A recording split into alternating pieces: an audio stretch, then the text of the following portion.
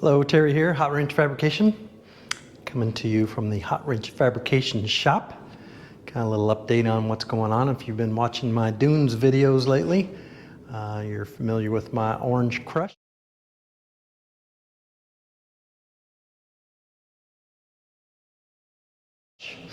It's my 2006 Ricochet.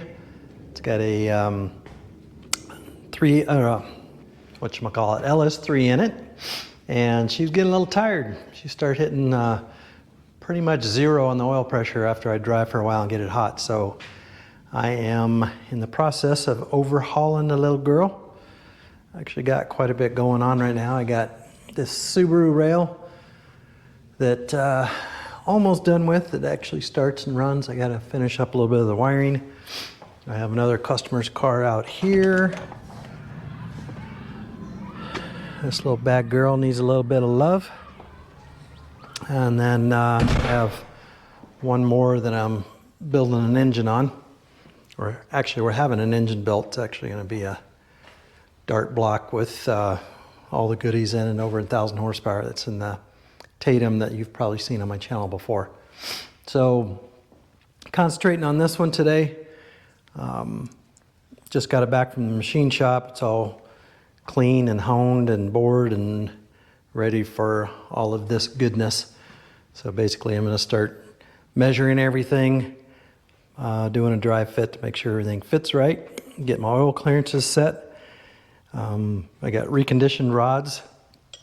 These are just stock rods that hold up with plenty of power, reconditioned and balanced. I got a brand new GM crank. Standard crank. The other crank was okay. It had already been turned once, and it did have some relatively deep grooves on it, and I just wasn't happy with turning it again. So, I mean, the motor was 4 years old in a sand rail, so I'm okay with that. It doesn't owe me anything. So, brand new crank. I got King bearings, the XP bearings. I had Kings in there last time. I was super happy with those. New plug kit. I got Texas Speed push rods, Hastings steel and moly rings, Silverlight pistons. That's the coated pistons. Flat tops. Compression should be a little bit over 11:1. It's a 100 bore, which is the most that you can go on this. Next time I build it, the block is junk, so we'd have to replace that. And should be over 11:1 compression with this setup. LS3 gaskets, which are 4/125, so those will work fine. And comp lifters, so all the good stuff. Relatively stock motor. I mean,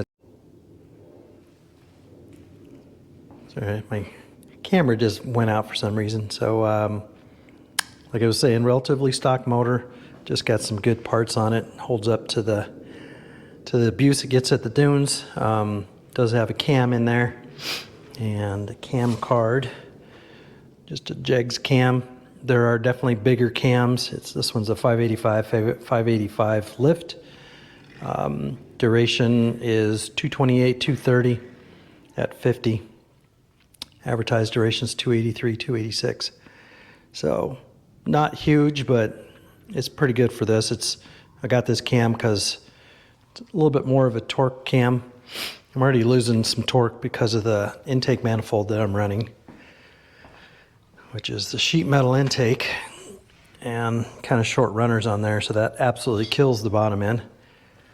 But I 100% bought that intake because I wanted to powder coat it and have the whole motor all powder coated and match the car. So that's why I did it. And in a light car, it runs fine. It's got plenty of power.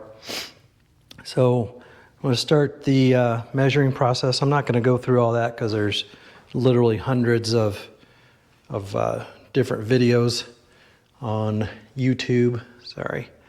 Explaining how to do all that stuff.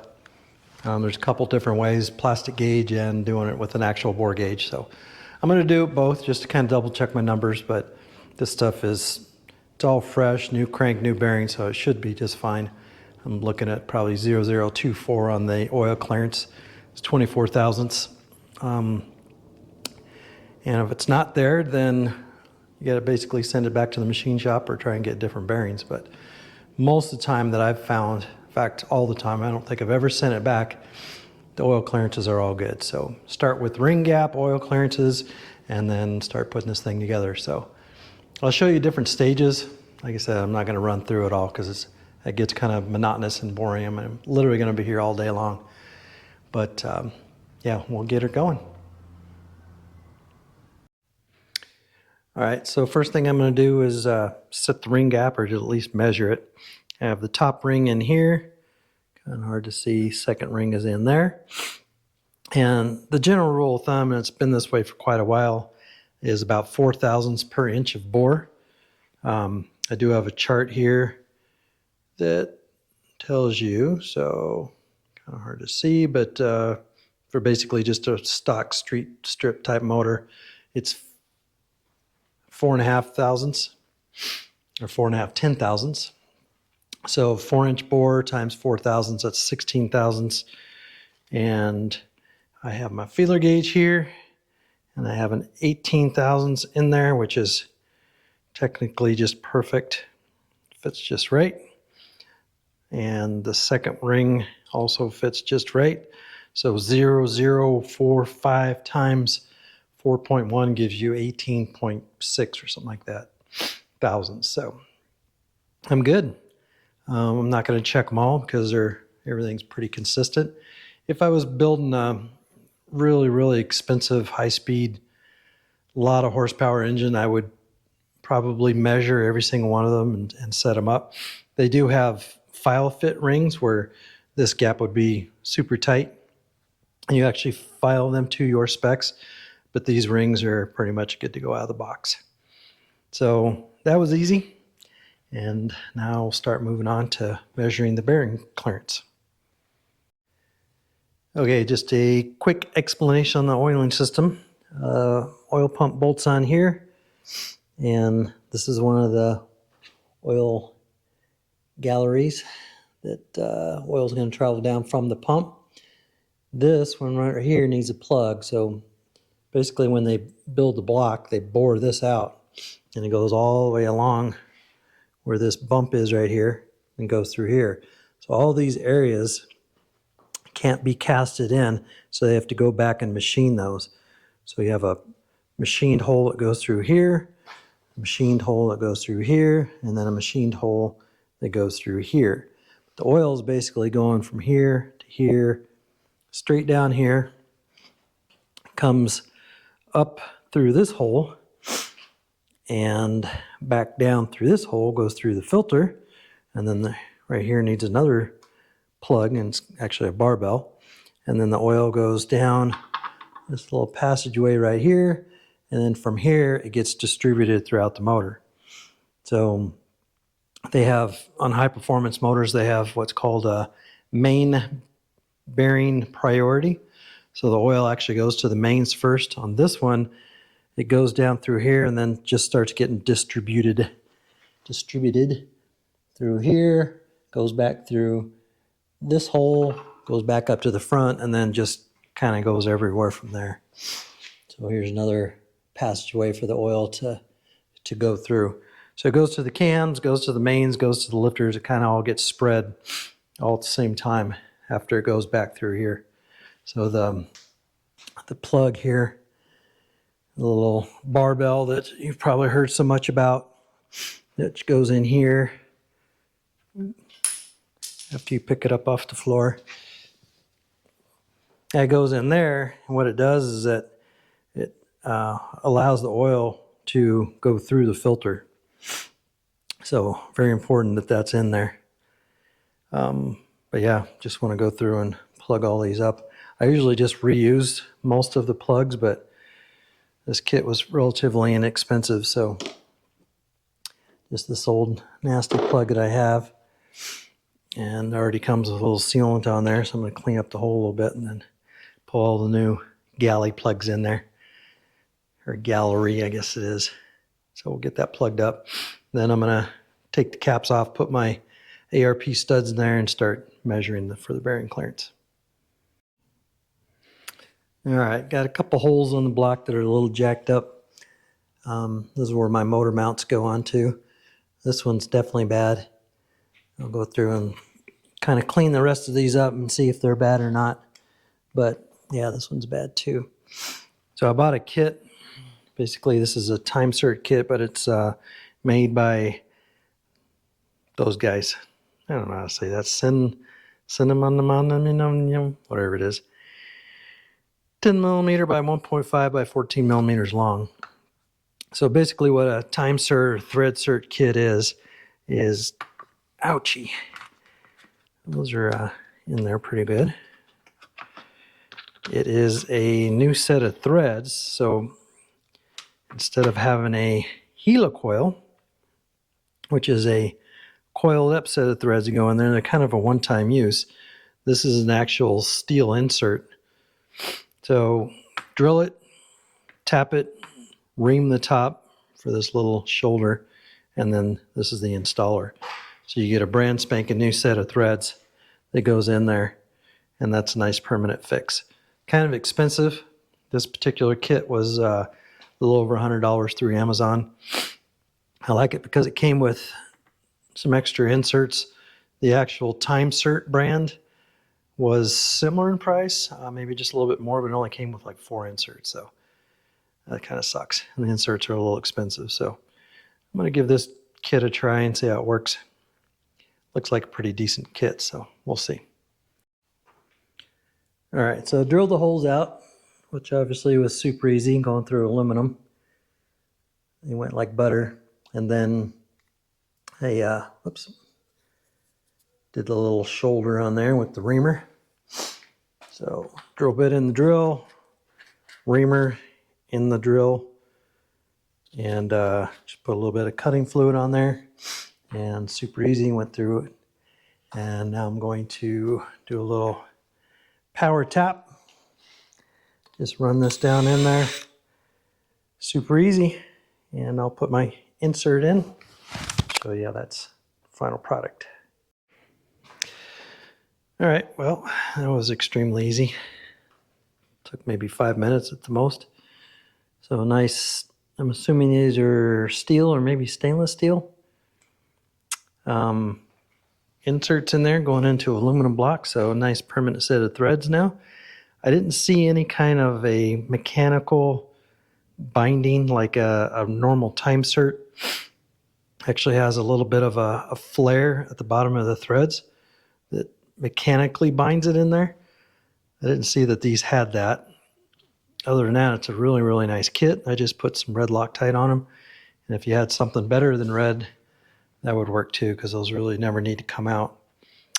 One thing to note, that if you don't get the step reamed far enough, right? So when this goes in there after you drill it, you spin this in there. If you don't get that step deep enough, then this is going to stick up. A little insert right here, which isn't the end of the world. You can touch that with a grinder, or if it's not critical, then it's no big deal. If you were to like replace or do a head bolt or something like that and this was sticking up, that's the end of the world, because you would never have your gasket seal. So just something to note.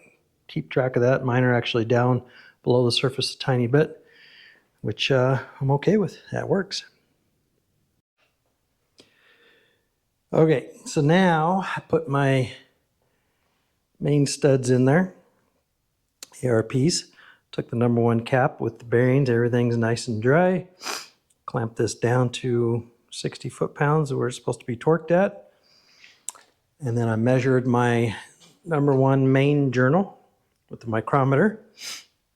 Came up with 2.5592, so almost exactly 2.6. So that's the main size. And then I took my dial bore gauge.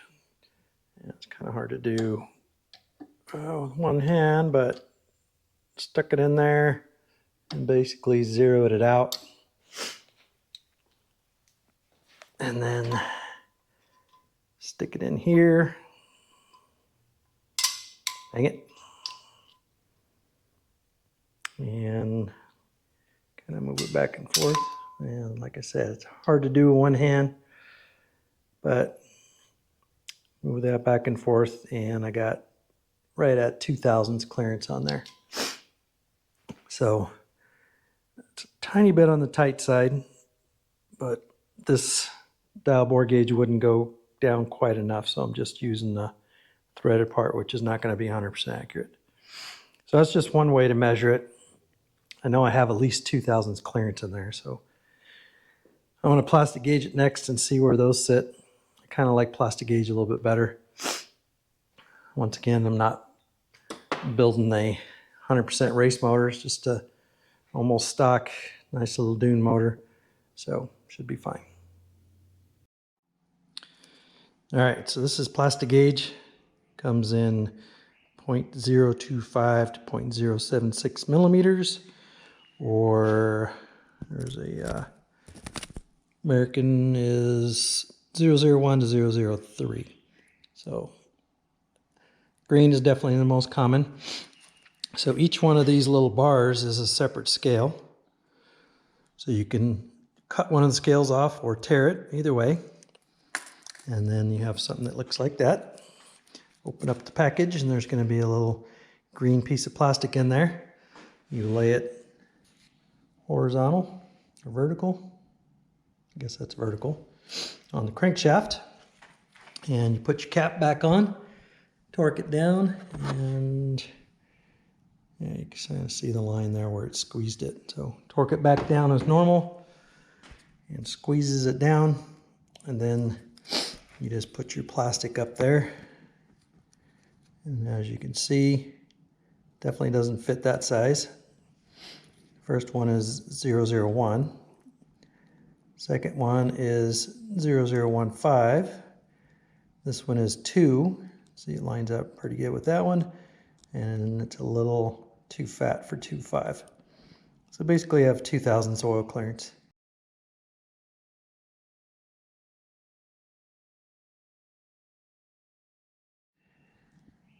Two 0024 is kind of the norm, but these engines from the factory actually have like in the 10 thousandths of oil clearance. That's why we have to run such lightweight oils these days, 020 and stuff. Motors like this, we usually run just a tad bit looser, but 002 is fine. So I would go through and do every one of those, every one of the mains, just to make sure, which is kind of repetitive since chances are they're all going to be 100%. It's the same bearings and brand new crank, so I may skip that part. So basically, the crank is ready to go in. I do want to put the cam in first. It's a little bit easier to install with the crank out of the way, but that just slides in, so nothing to see there. So put all that in, get her clamped together, and then start working on the rods. Okay, so put the cam in dry, just to make sure that it fits and it does turn nicely. Sometimes these cam bearings can be a little tight and they have to be clearanced. So it's really important that you put them in dry first, just to make sure. And then all I have to do is just pull it out a little bit, slap some lube all the way down it, and then good to go. So I'll put that in and then my crank can go in. All right, progress is being made. Got the crank in, she spins over nice and free. Got the cam in, got the cam chain on. Got my timing marks all lined up. You see right there, perfect. A little dot there, big dot there, and those line up 100%. Now this particular sprocket does have different numbers on here. You can advance or retard the cam. You can actually go in there and degree the cam, put a degree wheel on it, and dial it in to exactly what your cam card says. If you're wanting different applications, more torque, more top end, you know, you can dial it in perfectly if you're racing it and stuff. Once again, relatively stock, setting it up just straight up and down. And next thing to do is start putting my pistons in. So I got to get my rods, which this is number 1. I put 2 little dots on there. Oh, can you see them? Little dot and dot. So that's number 1 cap. And then these ones, it doesn't matter because they're all brand new with a little arrow. Wow, that's really shiny. See the arrow right there? That arrow always points forward. Very important, muy importante. And this little titty right there, that goes forward also. So all I gotta do is just slap all these things together, put the clips in, and rings and bearings, and then I can put all my pistons in. All right, so basically you have the short block all assembled. Difference between a short block and a long block is just the heads. Once you put the heads on it, now it's a long block. Nothing spectacular here, just put everything together. Paid attention to the orientation of the little locking tabs and all the bearings. Obviously the torque specs, the ring gap, where to put them. Tells you all that in the instructions. Basically how they want the gap oriented. And there's different types of rings, so you want to pay attention to the instructions on like if it has dots or it doesn't have dots. And so I got everything hooked up and tightened up and torqued down, and should be pretty nice. So what I do is after every piston, I do them one at a time. I see people that just kind of toss them all in there, just finger tight, and I don't like doing that. I like to tighten each of the caps up one at a time. Go through, spin the motor, make sure that it's not binding. You might have a cap on backwards or something weird, or hooked one of your rings. So I do them one at a time. Obviously making sure that all of my little arrows are going forward. You can see the arrow. It's shiny, huh? But all my little arrows are going forward, and spins freely. So got oil pump to do. Still have to button up the bottom end after the oil pump, the pickup, and the windage tray. Slap a pan on it, and then lifters, heads, and basically it's done. I can go back into my sand rail. So pretty good progress. Got most of the table empty off, so happy with that. Alrighty, just about ready to throw the pan on this thing. Getting the bottom end all buttoned up. One thing to note on these LS motors, there's no dowel pins to hold these front covers on. And it's really important that these two surfaces line up. Right now there's a little edge on there. There is obviously special tools for all that. GM has a plate that bolts on to these bolts, and it flushes this out, and then you have a special little puck that goes in there that lines all that up, which I don't have. So there is ways to get around that. Same thing with the back one. The back one moves back and forth. Holes are huge, so they do that on purpose so you can line this stuff up perfectly. So what I do is I put the covers on loosely. The crank will actually center this seal, the main back here, and the front one, I'll put the harmonic balancer back on here, and that will center this one. I'll put the pan on while these are loose, and then draw these bolts up to the pan, and that cinches everything up, and then I'll go back and tighten these up. So that's how I do it. There are different ways to do it. Obviously the factory tools would be the best way, but I don't have those, so this definitely works. But yeah, there's a huge lip right here, and if you bolted this down first and then put your pan on, there'd be a gigantic gap right there, and you'd start leaking oil. So that's next. I'm going to seal this thing up, flip it around, start putting the top end on it, and then I'm done.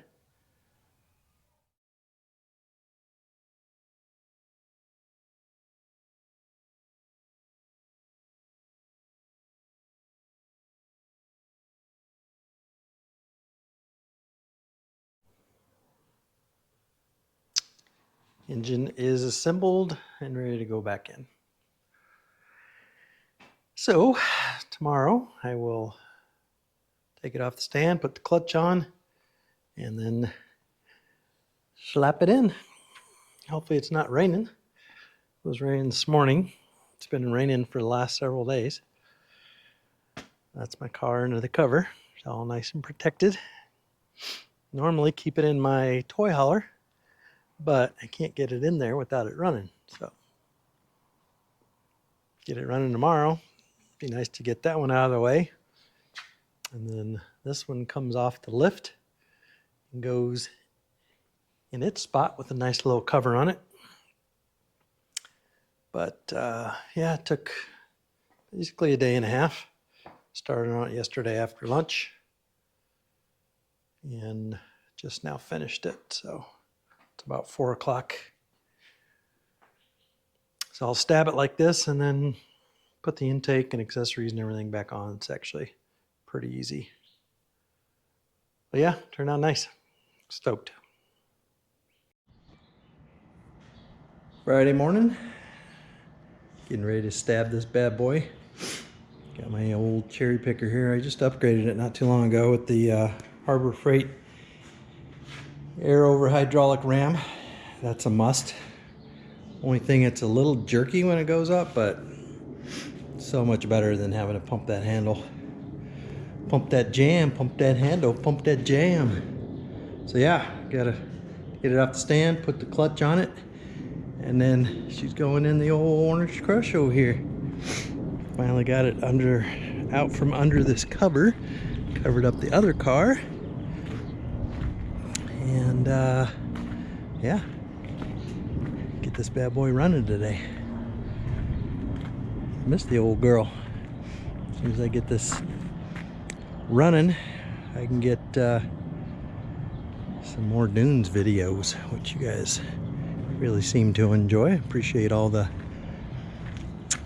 views and stuff. So it's pretty much just ready to stab in. Gotta clean her up just a tiny bit. But yeah, should be good to go. Well, she's back in. She got oil. She's got coolant. Or at least some of it. I don't know if it's quite full yet. And I think she's ready to start. It's always nerve-wracking the first startup, even though I've done it a million times. But here goes.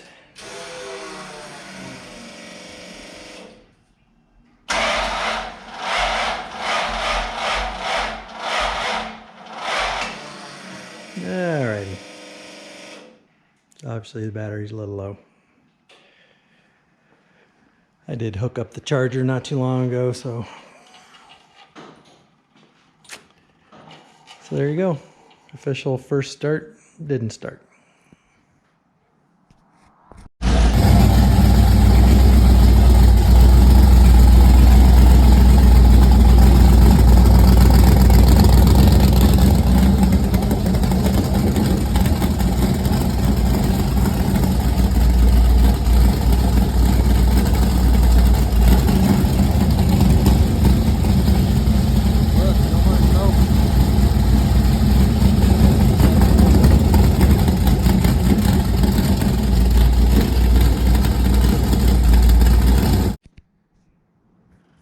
Alrighty, so it's all done. So I got Wednesday after lunch, so Wednesday about 1 o'clock to 5 o'clock. Pretty much all day Thursday, building the motor and then putting it in today. It's about 5 o'clock, so 2.5 days rebuild, install, and got it running. But Orange Crush is done and ready to go back to the dunes. So just a quick little video, kind of show you that process and stuff, and appreciate you guys watching. If you like what you saw, please give it a little subscribe and a like, and if you have any comments, go ahead and throw those in there. I'd like to read those comments. So thanks for joining me. Have a great day.